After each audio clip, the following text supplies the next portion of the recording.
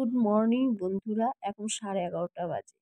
আমি ঘুম থেকে উঠে আজকে রান্নাঘরে এসেছি, কেননা যে আজকে নিরামিষ করব বলে। বেলা হলে তো দোকানের রান্না শুরু হয়ে যায়, মাটন চিকেন এগুলো করতে। তো আমি সকাল সকাল রান্নাঘরে ঢুকে গেছি, যাতে নিরামিষ রান্নাগুলো আমি আগেই করে উঠিয়ে নিতে পারি।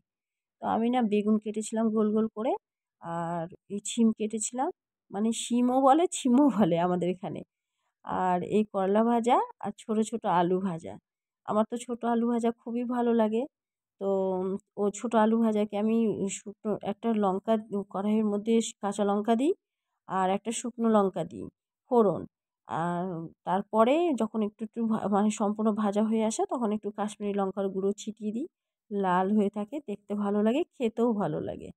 বেশ ভালো লাগে খেতে, স্বাদ লাগে। তারপরে না ছিমের আজকে রেসিপি হবে, যে ছিম সর্ষে দিয়ে শুকনো শুকনো করে আমার মা দিদা করতো, ওদের কাছেই দেখেছিলাম। তো এই যে আমি সর্ষেটাকে রেডি করে নিলাম আর দুটো লঙ্কা দিয়েছি। আমার বড় ছেলে বলছে যে মা আমার খুব খিদে পেয়েছে, তখন তো 11:30 বাজে। তো বড় ছেলে বলছে মা আমার খুব খিদে পেয়েছে, কি খাবো? বললাম যে দাঁড়া, ঘরের মধ্যে পাউরুটি আছে আর ডিম আছে, সেটাকে আমি তোকে ডিম টোস্ট করে দিচ্ছি।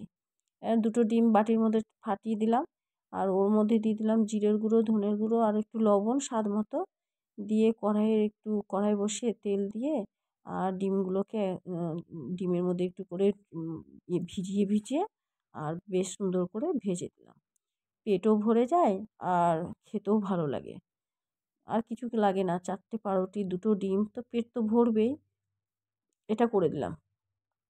তারপর ওটা করে দেওয়ার পরে এবার কড়াইটাকে, যে ওই কড়াইটাতেই রান্না করব বলে কড়াইটাকে ধুয়ে নিয়ে আবার কড়াইয়ের মধ্যে একটু তেল দিলাম, কালো জিরে দিলাম আর একটু সর্ষে দিলাম, দিয়ে আর একটা শুকনো লঙ্কা ফোড়ন দিলাম। ওর মধ্যে আবার সিমটাকে ছেড়ে দিলাম। সিমটাকে ছেড়ে দেওয়ার পরে একটু লবণ, একটু হলুদ স্বাদ মতো ওর মধ্যে দিয়ে দিলাম। দিয়ে ভালো মতো করে একটু ভাজতে হবে। ভেজে নিয়ে আর ওই যে মশলাটাতে যে আমি রেডি করেছি, সেই মশলাটা ভালো করে তো পেস্ট করে নেওয়া হয়েছে, কিন্তু ওর মধ্যে আবার টমেটোও দিতে হবে।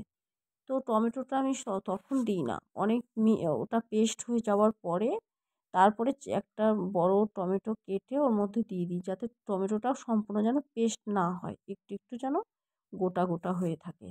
কারণ সম্পূর্ণ পেস্ট হলে ভালো লাগে না খেতে। তো এই যে সম্পূর্ণ পেস্ট করি না, ওটা ভালো করে একটু গোটা গোটা থাকবে, দিয়ে ওটা দিয়ে দিই ওই যে শিমের মধ্যে।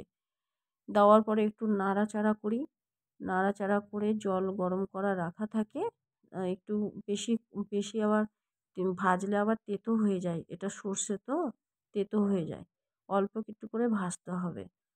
তো ওটা হালকা হালকা করে ভাজলাম, আর ওর মধ্যে একটুখানি গরম করা থাকে জল, সেই জলটা হালকা করে ওর উপরে দিয়ে দিতে হবে। তো দিয়ে দেওয়ার পরে ওটাও একটু নাড়লাম, আর নামানোর শেষে অল্প একটু স্বাদ মতো, যে চিনি খেলে চিনি, বা কেউ যদি মনে করে যে আমি চিনি খাবো না, গুড় দেবো, তো অল্প একটু গুড় দিলেও হবে।